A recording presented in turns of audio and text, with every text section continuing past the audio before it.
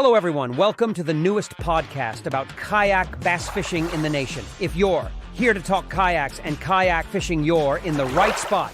Your host, John Suits, brings you into the exciting world of Greenfish Nation and all it has to offer. We will have special guests from product manufacturers as well as the end users from the ground level angler up to the big boy pros. The show starts right now, so get your paddles ready and let's get started.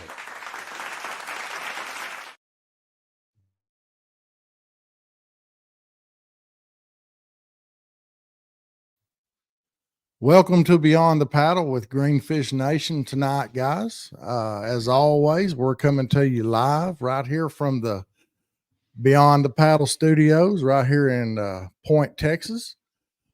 This show tonight is brought to you by Pride Rods. If you guys haven't thrown a Pride rod, you haven't thrown a rod. Check those guys out at www.priderods.com. We want to thank them for sponsoring all of our podcasts this season, as well as our Texas and California trails. Guys, I have a very special guest for you tonight. As always, all of our guests are special. If you like kayak fishing, kayak bass fishing in particular, tournaments and all that, then you have landed yourself in the right spot. Guys, tonight, I want to give a big round of applause to our special guest, Roy Widgeon with Kayak Fishing Magazine. I'm going to go ahead and bring him on stage, and you guys give him a big round of applause. Hello. Thanks for having me. Roy, we're glad to have you here on Beyond the Paddle. Interested in learning about your kayak fishing and your magazine and yes, what it takes to put together a magazine and you know, how much hair you got left. Well, the forehead keeps going. So, so I originally was trying to put together an expo, and I thought, well, how would I let people know about my expo? So I wanted to create a magazine to talk about the expo. Well, the magazine just sort of took off. People were interested in it. They were responding beautifully. So I put all my focus into the magazine, and it takes quite a bit to create the magazine because I'm doing it all myself. As far as the layout goes, I do have contributors that are really, really awesome. Daniel Woodcock has written for so far 3 of my issues, so I'm grateful to him. Got a tentative partnership with the Women's Fishing Federation. I'm hoping to have them impart the perspective of the female angler in every single issue. Conservation Corner, you know, trying to get in touch with conservation officers in different regions so they can give insight as to what's going on and what they recommend and what they see. So I'm always on the phone. I'm either contacting people such as yourself. I'll be reaching out for a podcast to put you in the magazine, or reaching out to anglers and whoever, wherever.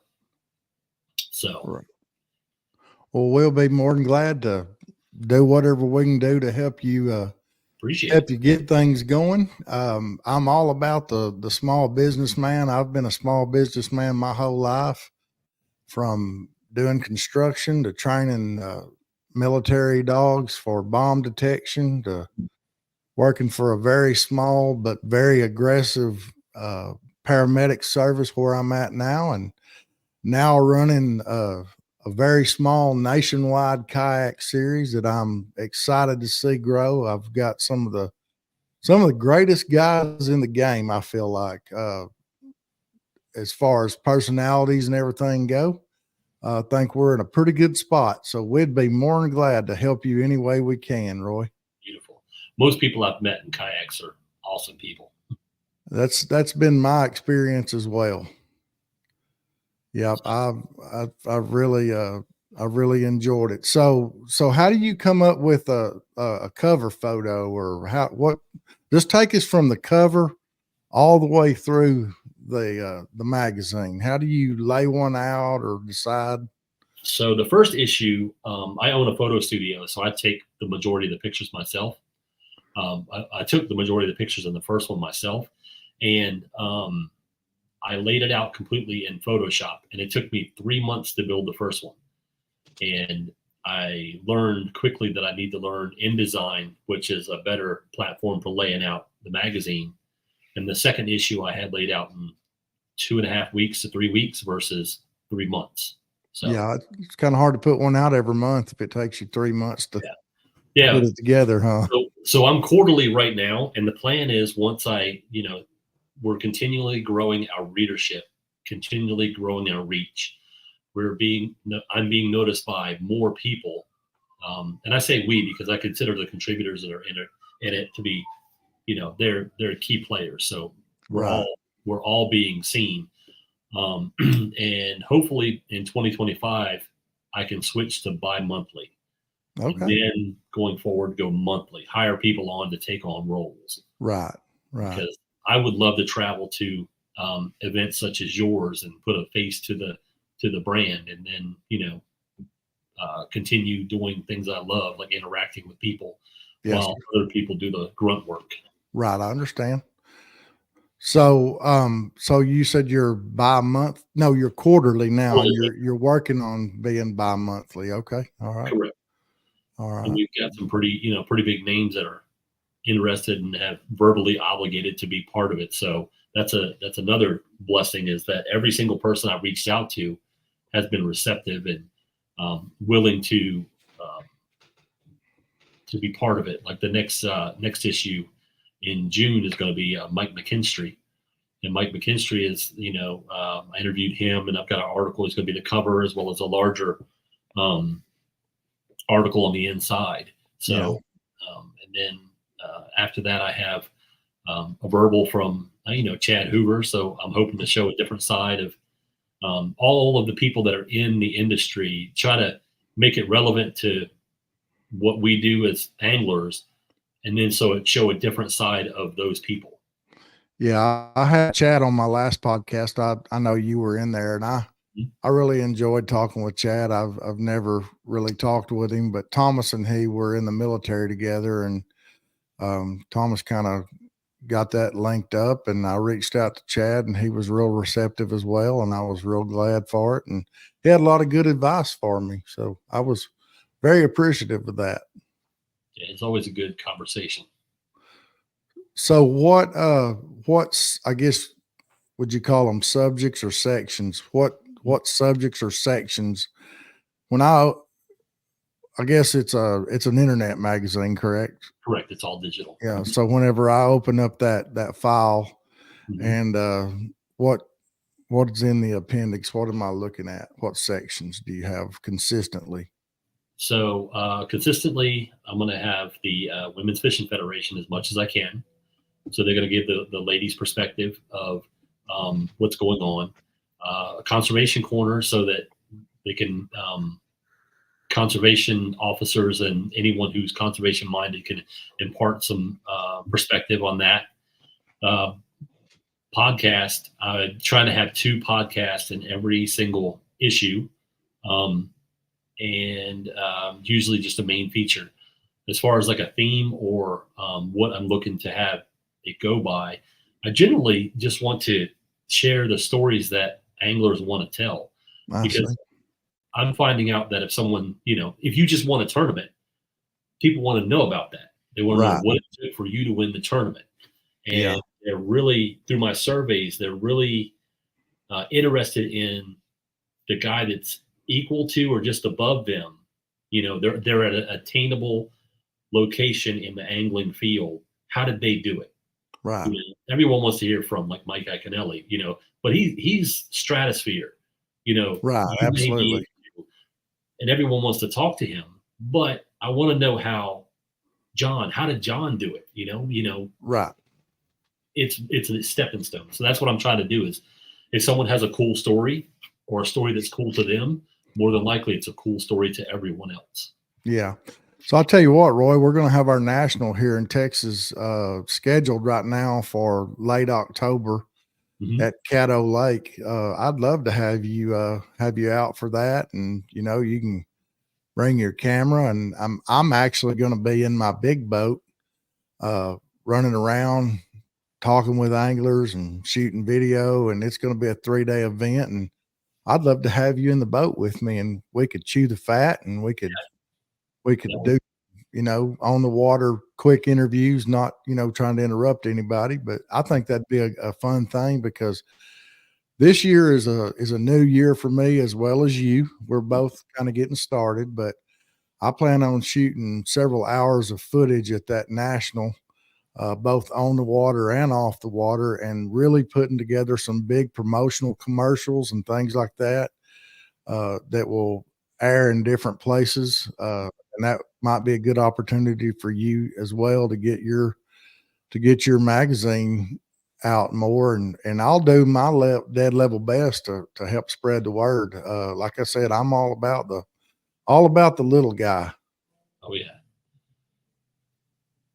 So, Yeah, it would be lovely to do that. And I'm at a point right now where I'm wearing all the hats. So I feel like if I understand. I take time away, that's where I'm Yeah. at right now. Because I spoke with John Rapp on his podcast, and he said that he wanted me to, go out to see some people and do some things. And I was like, I would love to do that, but I always feel like I'm neglecting something when I'm Yeah. doing something fun.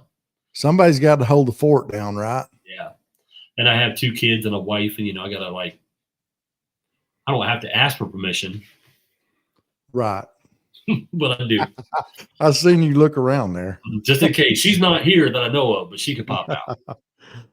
Oh, Another thing, I just recently became a partner with Heroes on the Water, and I absolutely love that organization.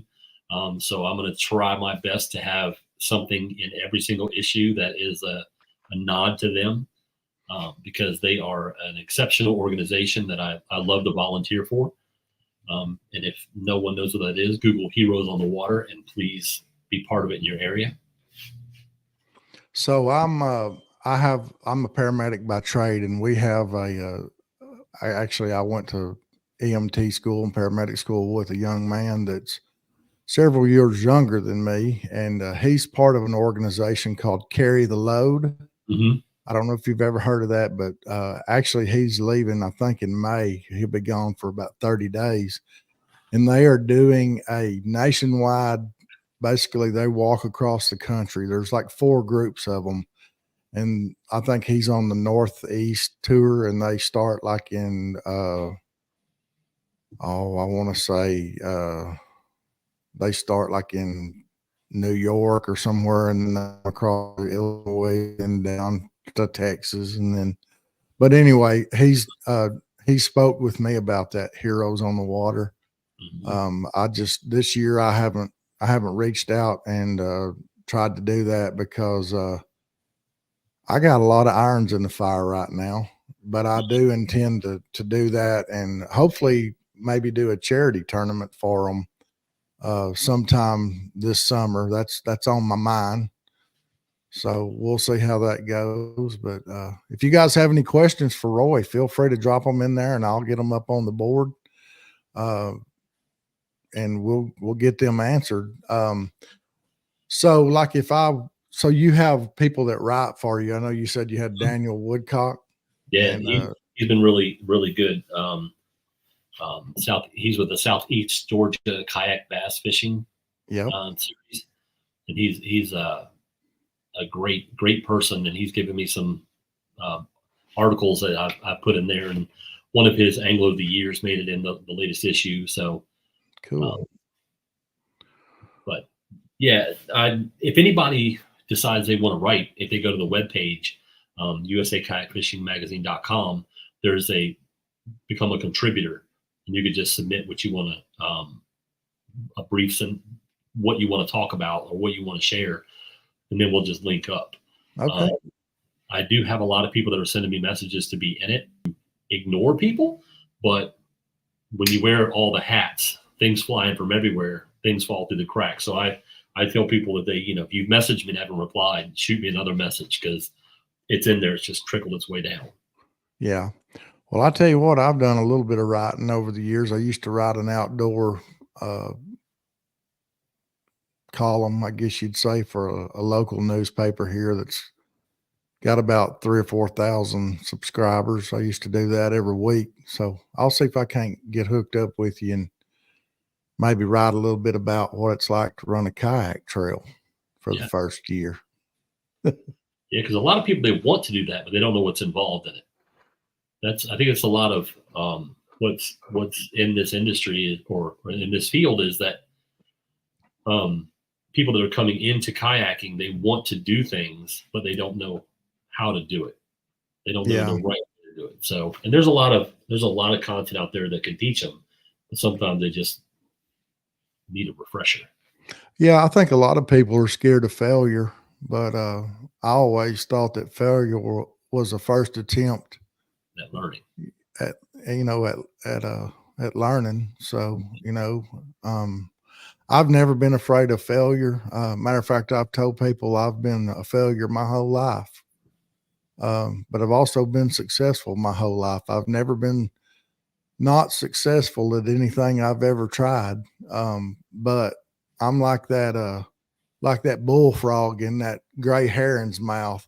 He might have me down to my legs, but I got my hands around his throat, and I'm never giving up. Most definitely.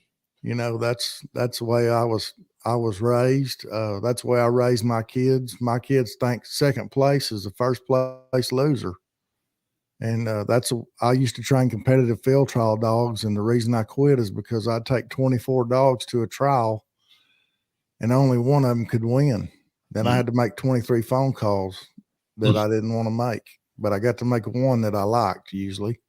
Yeah. Didn't win them all, but I was pretty successful at it and really enjoyed it. So Andrew Santiago, you're going to have to give us 10 push-ups for being late, brother. I'm glad I was on time. Me too. I don't think I could do 10 push-ups anymore. Thank you for joining us. So you have some consistent riders, some ride-in stuff. Yes. I know I filled out your survey about my podcast and all that stuff. I'd love to do an article on the kayak series for you, or do one on what it's like starting up a podcast and all that stuff. I've really had a lot of fun with this. This is not my business. I don't make a living at this. I do this because I love kayak fishing. I love kayak fishermen, and I want everyone else to feel the way I do about it. So that's why I do this. Yeah, I wanted to start something that's so I can tell my wife that I'm going to work, but I'm going fishing. Right. That's kind of the way this is sort of ticking along now. So once it starts to progress, then I'll be able to attend events and do things, and it will be a business trip, not just going fishing. Right. That's my end goal, is to have a little kayak fun, but the wife doesn't get mad when I'm going fishing. So, well, that's always a good start. And I've made some pretty good connections in the with vendors and stuff that have supplied items for giveaways to help promote the magazine.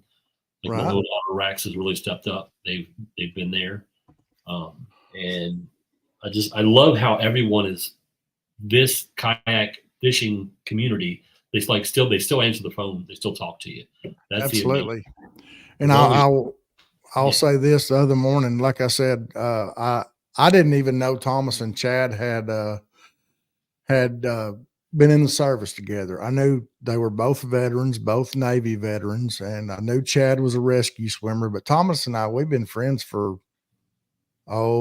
several months now, and he's my state rep here in Texas. But I never really knew what service he was in, or what he done. And come to find out, they were in the same field and actually served together on several deployments and everything. But I've had it in my mind, I'd love to have him on the show, blah, blah, blah. And I mentioned it to Thomas, and I was driving home from work the other day. I had a guy cancel on me because he had some family issues come up. And I thought, you know what, I'm going I don't have a phone number for him, but I've messaged him a couple times on Messenger, but I'm sure he gets a million messages and just hasn't got back to me, or mine got lost in the shuffle.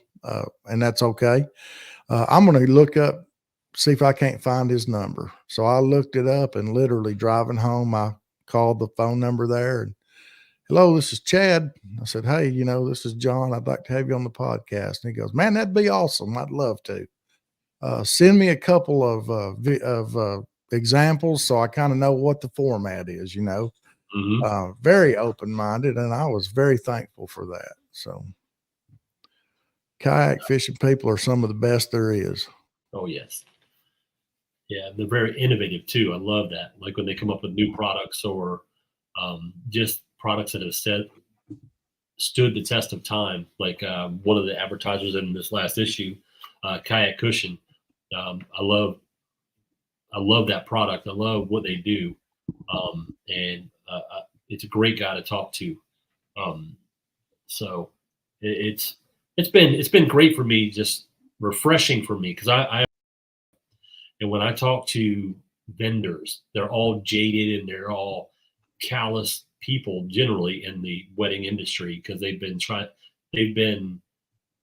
approached by thousands of people to buy anything from web space to whatever. So it's refreshing to actually call and talk to a real person who's genuine. Yeah, it is. And that's, like I said, that's why I'm so supportive of small businesses. I mean, and not all small businesses are that way, and not all large businesses. Just like Chad's the biggest kayak promoter in the entire world, I imagine. I know he is in the U.S., and I mean, he answers his phone. I want to be like that, no matter how big I get. I want to be able to answer my phone, and I'm thankful for that. So I've got a question here from Andrew Santiago. For all kayak anglers, if money matters, what are the 3 to 5 must-haves for a kayak in your opinion? Go ahead, Roy, answer that. So I would say comfortable PFD, because you got, if it's not comfortable, you're not going to wear it. And if you don't wear it, it's not going to work for you. Quality storage, like a Yak Pack, a black pack, one of those from Yak Attack is really good for storage. Kayak Cushion for sure, for comfort on the water.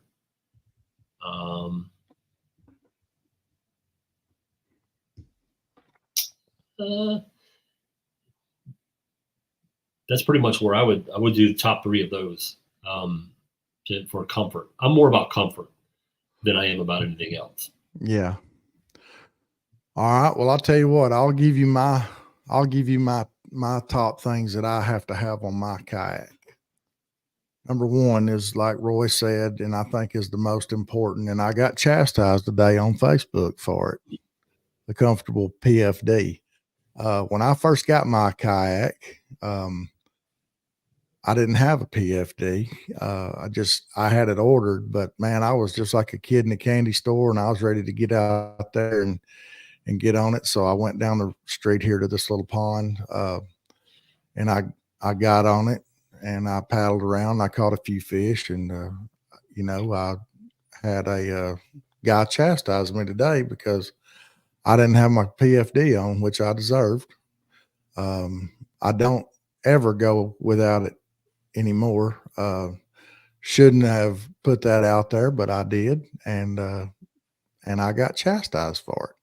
So number 1 would be a not only comfortable but a usable PFD. I like to keep a little bit of stuff in the pockets of mine. Of course, I've got a Road Gear cell phone leash and holder. I keep that in my left pocket, and then I've got like some. It's kind of like a set of fingernail clippers, but it has like a hook sharpener and a hook eye cleaner, or like a jig eye cleaner by Rapala. I keep that on this side. I also keep a whistle on this side for distress situations. Just keep some line cutters and different small things like that. So number one for me would be a comfortable, usable PFD. I think the second thing that I would have to have on my kayak, let's see, I'm all about storage. I am in a Perception Outlaw 11.5, and it does not have a whole lot of below hull storage. Mhm. So I've got a 13 by 16 black pack, and I ordered a couple extra rod holders so I can keep up to 8 rods on it. And my third most important thing is a motor, because I've got bad knees and I'm fat and I'm old and I don't like to paddle. Even though I do paddle a lot, I don't have to paddle 2 or 3 miles. But yeah, a good PFD, good storage, and I use a NK62 saltwater trolling motor on mine. Let's see, what would be my fourth thing? I think I have a cushion for mine. Mhm. That is a must, because I sometimes fish 8, 10, 12 hours, and my butt gets tired of sitting. And I'm a small giant. I'm 6'7", weigh about 320.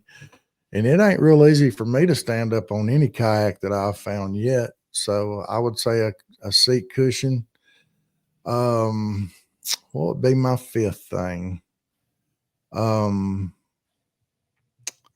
I like my uh, little Yak Attack. It's another little storage item that Mhm. it's on my side. I can't remember what they call it, but it's like 2 little boxes that are about so big, and you can open them up, and it's kind of like it's, to me, it's like a day box on my bass boat. I keep all the current stuff that I'm using in there for that day: hooks, worms, hard baits, all that. Can't remember Uh, what it's called, but I told Wade it's the snack pack that you can yeah, put yeah. everything in I there. keep my fishing glasses and my regular glasses in there, and dyes, and just scents and all that kind of stuff. Yeah, this is my Um, first year with a motor. I've been oh yeah. paddle all the way through. So this Facebook user here says an anchor system is a must for him. I do have anchor trolley on mine. I use it very little. Um, I use it more for a stakeout pole. I've got one of those Yak Attack screw together stakeout poles, Mhm. and I use it very little. I just put myself in an area where I think the fish are, and I just kind of leave it up to the Lord to kind of steer me in the direction to where the fish are going to be, and I try to hit everything I can hit. And if I need to reach over and get my paddle and move a little bit, or if the wind's blowing me, I kind of use the cover or whatever to get against and kind of fish and that sort of stuff. But yeah, anchor system is good as well. I use a stakeout pole because Yeah. I'm a big dude and I have a new canoe unlimited. So it's huge when the wind's blowing. It's just like everything moves, nothing stays where it should. So whenever I get where I'm going, I stake it out, and that's where I like to go. So I'm in the process of getting a new kayak. I don't make knee jerk react decisions or do knee jerk reactions. That's just not in my character. Um, and that's one of the boats that I'm looking at is a new canoe unlimited. And then I'm looking at a Hobie PA 14. I I do like the 14 just because of the pedal drive. Um, So I like the Hobies. So when I first got into the kayak fishing, I went and bought a used kayak, and the weight limit on it was what I weighed. So I thought this is going to be perfect. Then I quickly learned that it's not, because gear, hull, all of that matters. So then I started working my way up through kayaks to where I was ready to buy a pro angler. So the local Great Outdoor Provision Company had a on the water demo day. And I went down and I was going to buy myself into stability. I was going to buy that pro angler and go at it. Well, when I got into pro angler, I quickly realized that it wasn't as stable for me as I thought it was going to be. In my mind, I was expecting John boat stability, but it still had, it still had killer primary. I'm not knocking it, because I've seen people catch tuna and pull it over the side. If it weren't stable, you wouldn't be able to do that. But for me, I wasn't able to buy myself into that. Yeah. So I was able to get on the new canoe, and it had everything I needed. It had a swivel seat. It had a stable platform for me. And it was beautiful. Yeah. Well, I'm like I said, I'm leaning toward that boat, and the price is right on it too. They're like retail for like 1,800 and some change, and then you can pretty much customize them any way you wanted. I just like something that looks real clean and everything, and that was one of the things I liked about the Hobies is you can stow all your batteries and all that stuff underneath, and you're not, I just like things to look real clean and organized, But I've seen some of the new Canoe Unlimiteds that look really well done, and I think that's probably the route I'm going to go. Matter of fact, one of my anglers, Jeremy Baker, he just got a new one. Actually, he got it, I want to say maybe Wednesday night, and fished out of it maybe Saturday for the first time. And I haven't got to talk to him yet, but I'm sure he loves it. He was real excited to get it. So got another question here. Do you guys run any type of graphs on your kayak? Go ahead, Roy. I'll let you answer first. I have HDS Live Lowrance units that I just picked up, and I'm going to run one as a side imaging and then the other one as a plotter. So I have those. It has the ability to do forward facing, but I'm not there yet. I see. So I currently have a Garmin SV7, but I am waiting on the parts to get here. I have two 9-inch Helix graphs that have the capability to do forward facing as well. But I'm not against forward facing sonar. I've just never used it. And I'm looking forward to in the future of getting it and using that. But so I'm currently kind of in the process of switching over to my Helix units that are off my bass boat. I'm going to make it to where I can go from one to the other with them. And because I'm real familiar with them, I've used those Helix units since they've come out. But I like the mapping on them. I like the side and down and the 3D scan, and the Garmin has everything but the mapping. But I'm a real spot fisherman. If I mark a brush pile, I want to be able to get off of that spot and see where I'm at on the map. And, because like I said, I don't have forward facing sonar right now. Eventually I'd like to get that one day. But I have a stand-up bar from New Canoe. Mm-hmm. I've had Lyme disease, and I'm a big dude, so standing up isn't the easiest thing. And I'm going to use these just came in today. These are clamp mounts, and I'm going to put the HDS Lives on the stand-up bar in front of me, so they're more like eye level. That's my plan. It may not work, but I picked those up from iBolt. They're really cool. They clamp anywhere on the boat you want. You can move them around and take them with you. And those came from iBolt, you said? Yes. Okay. All right. Well, so your first issue came out in December 23. December of 23, and then your second issue just came out, right? Correct.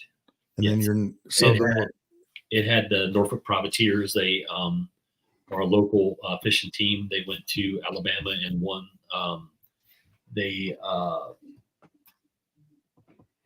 I don't want to lie to you. I keep messing up what they are. The Kayak Bass Teen Series. Okay. They won that, and it worked out really well. I was trying to figure out what I was going to do for my second issue, and local guys won this trophy. So they were my second issue, pretty heavy in there. Question and answers of, what do you wish you knew before? What was your differentiator? Things like that. Yeah. So it breaks it down for each of them, and it's interesting to see they're a team, but they all had a different mindset going into it. Right. Different types of fishermen, huh? Yes. So what water do you mainly fish there where you're at? And you're in Virginia, right? Right. So I just do local lakes. So they're nothing huge, nothing big. I'm more of a I wouldn't say I'm a tournament fisherman. I wouldn't say that I'm a die-hard every single day fisherman. I'm just someone who loved to get out and fish. So anything that would fit my kayak is where I go fishing. I see. So do you do mostly freshwater stuff Oh, or? yeah, mostly freshwater, but we're right on the coast, so I do some speckled trout and redfish. Oh, okay. One of the That'd be a lot of fun. uh, So I do have a region that would fit you Mhm. if you're ever interested in doing that. I have the Northeast region.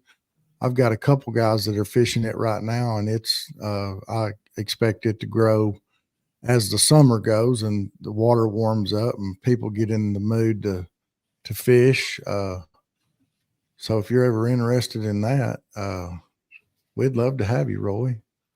I'm from Southern New Hampshire. Do you guys fish or ever have fished out in New England? I have So I have not, but I will tell you that my wife is from Peterborough. She lived up there with her family for a while. Her dad is a retired ship pilot. So I'm very familiar with that area, but I've never had the opportunity to fish there, but would love to. Yeah, the cool thing about this is you always get the connections with people, and they're pretty much an instant invite. So Absolutely. one of the people that I have a decent TikTok following, with the magazine, and there's a lot of bait makers and stuff on there. And one of the guys in Maryland, he's a veteran. He fishes for snakehead a lot, and he's just created a new bait that he designed himself, and it's just killing bass. Like, it's just sort of amazing with it. So That's awesome. I have an invite to go with him in Maryland for snakehead, if I can get up there before he moves. Yeah. Military bounce around a little bit. Oh yeah. That's another thing that I've found out a lot about kayak anglers is there's a lot of veterans and a lot of active military that are kayak fishermen. And that's pretty awesome. I really like that. Oh yeah. Well, Roy, do you have anything else for us tonight? I don't think I have much more. The next issue is going to have, like I said, Mike McKinstry. So it's going to be a great insight into what it took for him to go from YouTube to the Discovery Channel with his TV show. And then coming up, we've got some other big names in the industry. So if you haven't, I recommend you go out and Google Heroes on the Water if you're active duty, retired, or first responder, so that you can either be part of the fishing day or volunteer for them. So when will that next issue come out? When can we expect to see it? In June. June? Okay. Yeah. All right. Well, Roy, I really enjoyed talking with you about your magazine. And like I said, if there's anything I can do to help you further the progress of that, I would be tickled to death to do that. And I know most of if not all of the guys that fish with me would as well. As long as I get a share, a follow, a subscription. Absolutely. Because the more people subscribe when I go to companies for advertising, the more validity adds to the publication. So how do you subscribe to your magazine? So if you go to usakayakfishingmagazine.com, there's a pop-up that says subscribe or view latest issue. And even if you view the latest issue, at the back it has links in the issue that you can subscribe. And how much does it cost for a subscription? $0. It's free. Wow, that's cheap enough. Yep. So you guys hear that? $0. Y'all everybody ought to jump on there and read it. and then Yeah. hopefully fund it through advertising dollars is where I'm at. That's awesome. That's awesome. Building it from the ground up. So, Well, yeah. I don't think I have anything else. Like I said, I appreciate you joining in tonight and talking about your magazine. I'm excited for you to see where it goes. Appreciate the invite. And you bet. And like I said, if I can help you by writing anything or sending you pictures or whatever, you just reach out to me and I'll stay in touch with you. And we'll definitely get on board with you. Okay. Perfect. I appreciate it. Yeah, everyone's been really supportive, and as long as it keeps going on this path, it's going to go beyond my expectations. That's awesome. All right, Roy. Well, I'm gonna let you go here, and I'm gonna shut this thing down, guys. And be sure you jump out there on that USA Kayak Fishing magazine and get you a subscription. It's free. That's cheap enough. So, Roy, thank you again, and we'll talk to you later. And God bless you, brother. Thank you. You as well. All right. Well, guys, there is Roy Widgeon with USA Kayak Fishing Magazine. It was fun to learn about what it takes to build a magazine, what his purpose is behind it. I want to thank you guys for joining us here tonight. I also want to be sure I thank Pride Rods for sponsoring the podcast, not only this one, but the rest of them for the year here. Don't forget to jump over on Facebook on Greenfish Nation Kayak Tournament Series Trails and Challenges. If you like to kayak fish, that's a right spot for you. We're about as easygoing as they come. I'm going to get out of here. Check us out over on YouTube at Bass Fishing with Greenfish Nation, and be looking for our new YouTube page in addition to our current one called A Quest for Giants. It's going to be exciting, guys. Tonight at 8:00 Central Time, I will have another podcast. I will be featuring the anglers from the California Delta that took place this weekend. So I hope you guys join in. Until next time, guys, I'm John with Tight Lines.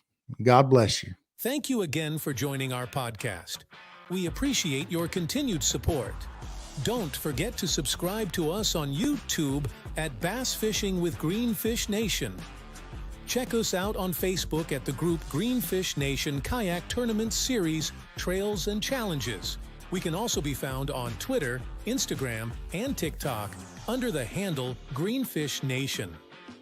Thanks again, and until next time, I'm John, and I want to wish you tight lines, guys.